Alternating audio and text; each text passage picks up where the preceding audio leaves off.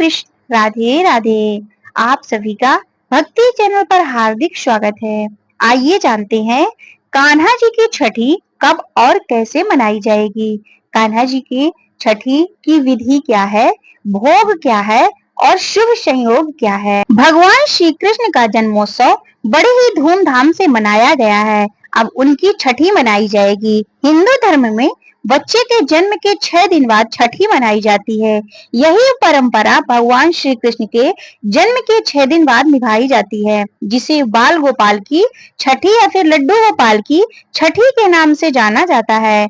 भगवान कृष्ण की छठी घर के साथ मंदिरों में भी बड़े ही धूमधाम से मनाई जाती है। इस दिन लड्डू गोपाल की विधि विधान से स्नान कराकर नए वस्त्र पहनाए जाते हैं और उन्हें प्रिय भोग अर्पित किए जाते हैं। भगवान श्री कृष्ण का जन्म भाद्रपद माह के कृष्ण पक्ष की अष्टमी तिथि को मनाया जाता है। इस तरह से छठी छठवें दिन यानी भाद्रपद माह के चतुर्दशी को मनाई जाती है। इस तरह से इस साल लड्डू गोपाल की छठी 21 अगस्त को मनाई जाएगी। बाल गोपाल की छठी के दिन का मुहूर्त ब्रह्मा मुहूर्त 4:26 एएम से 5:10 एएम तक है। अभिजीत मुहूर्त 11:58 एएम से 12:50 पीएम तक है। विजय मुहूर्त 2:34 पीएम से 3:26 पीएम तक है। गोधूली मुहूर्त 6:54 पीएम से 7:16 पीएम तक है। भगवान श्री कृष्ण की छठी पर कढ़ी चावल का भोग अत्यंत शुभ माना जाता है। इसके अलावा आप माखन, मिश्री, मालपुआ आदि भोग बना सकते हैं। इस दिन सूर्योदय से पूर्व उठकर स्नान से निवृत्त होकर स्वच्छ वस्त्र धारण करना चाहिए। एक चौकी पर लाल या फिर पीला कपड़ा बिछाएं। अब बाल गोपाल की प्रतिमा को उस चौकी पर विराजित करें। अब उन्हें देसी घी से मालिश करें। इसके बाद गाय के दूध से एवं पंचामृत से स्नान कराएं। उन्हें नए वस्त्र पहनाएं। इसके बाद पंचामृत, फल, फूल, मिठाई, तुलसी पत्र आदि अर्पित करें। साथ ही सबसे अहम चीज जो छठी पर कढ़ी और चावल का भोग लड्डू गोपाल जी को जरूर अर्पित करें। इसके बाद इसे प्रसाद के तौर पर बांट दें।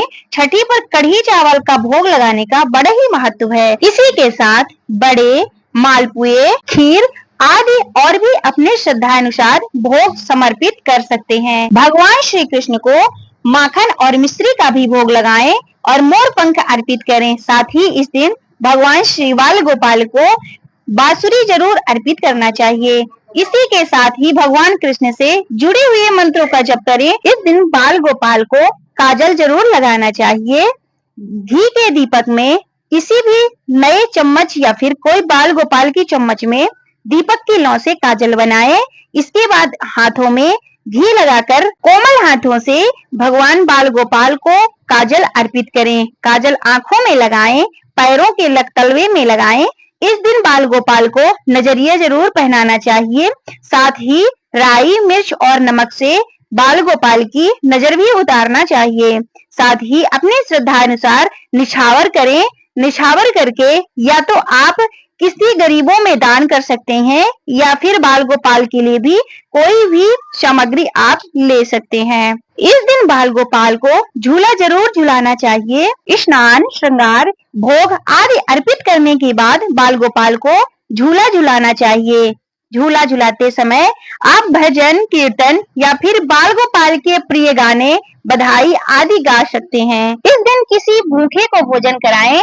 इसके साथ ही कदम के पेड़ की टहनी लाकर पूजा स्थल पर रख सकते हैं। माना जाता है कि भगवान कृष्ण को कदम का पेड़ बड़ा ही प्रिय था, इसलिए कदम की पेड़ की पूजा जरूर करनी चाहिए। वीडियो अच्छा लगे तो लाइक कीजिएगा। चैनल को अभी तक आपने सब्सक्राइब नहीं किया तो चैनल को सब्सक्राइब कीजिएगा। बेल आइकन को प्रेस करके कमेंट सेक्शन में जय श्री कृष्णा, राधे राधे लिखिएगा। हरे कृष्णा।